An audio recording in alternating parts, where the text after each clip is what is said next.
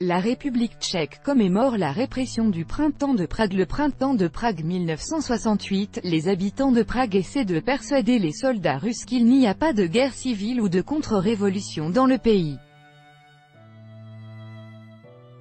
Sovi photo, UIGVia Getty Images. 50 ans se sont écoulés depuis l'invasion militaire de la Tchécoslovaquie dans la nuit du 20 au 21 août 1968, avec des chars soviétiques venus mettre un terme au printemps de Prague, une période de liberté relative dans un pays communiste. Un grand concert est organisé dans la soirée, ce mardi 21 août à Prague, ainsi que quelques autres événements à l'occasion de ce triste anniversaire que les Tchèques ont du mal à célébrer. Tout commence en janvier 1968 avec l'arrivée au pouvoir d'Alexandre Dubček. Il lance une politique de réforme soutenue par la majorité de la population, mais qui effraie le Kremlin.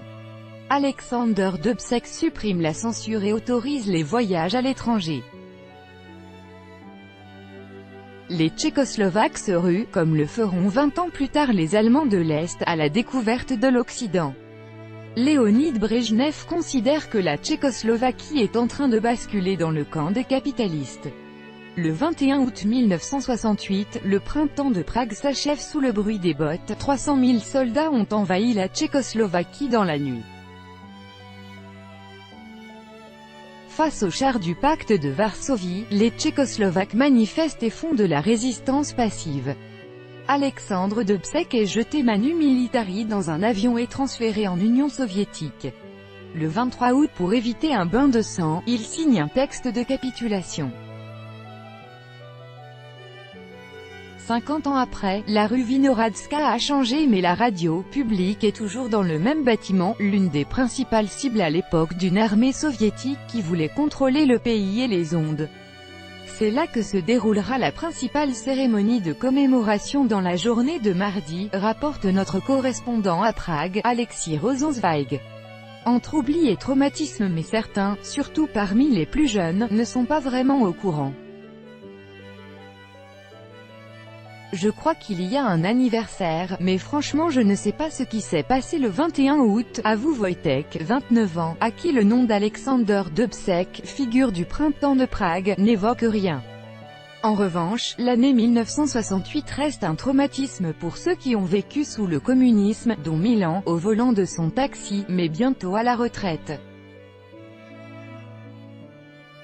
Poutine était un agent du KGB et ce que nous avons subi en 1968 il le fait aujourd'hui subir à d'autres pays, à commencer par l'Ukraine, souvent qualifié de pro-russe. Le président tchèque Miloš Zeman ne participera pas aux cérémonies officielles et ne prononcera aucun discours contrairement à son homologue slovaque Andrej Kiska. Mardi soir, un grand concert est prévu sur la place Venceslas de Prague, avec en vedette Marta Kubisová, l'interprète de la chanson devenue symbole de la répression. Côté cinéma, c'est également aujourd'hui que sort en salle le film Jean Palach, l'histoire de ce jeune étudiant tchèque qui s'est immolé par le feu, quelques mois après l'invasion. L'image de Dubček. Si le réformateur Alexander Dubček a toujours joui d'une très bonne image dans les pays occidentaux, même après sa mort en 1992, à Prague en revanche, l'ancien premier secrétaire du parti unique est très loin de faire l'unanimité. L'historienne Muriel Blev, de l'Institut prageois pour l'étude des régimes totalitaires, explique que s'il a été l'artisan des réformes, il a aussi été celui qui les a détricotées. Il faut comprendre qu'il a mené le pays dans le mur et on lui a reproché, à juste titre je pense, d'avoir été extrêmement naïf. Et puis il y a deux éléments qu'on oublie complètement à l'Ouest, mais que les Tchèques savent bien eux. C'est lui qui, après 1968, a défait tout ce qu'il avait fait, qui a rétabli la censure, défait les acquis du printemps de Prague, parce qu'il est resté au pouvoir jusqu'en avril 1969. Et il a accepté un poste d'ambassadeur en Turquie jusqu'en 1970. Et puis surtout, il a signé la capitulation. Non seulement il l'a fait, mais il l'a expliqué au peuple en pleurant à la radio. Ce qui n'était pas vraiment glorieux, le dossier sur le printemps de Prague sur RFI Savoir.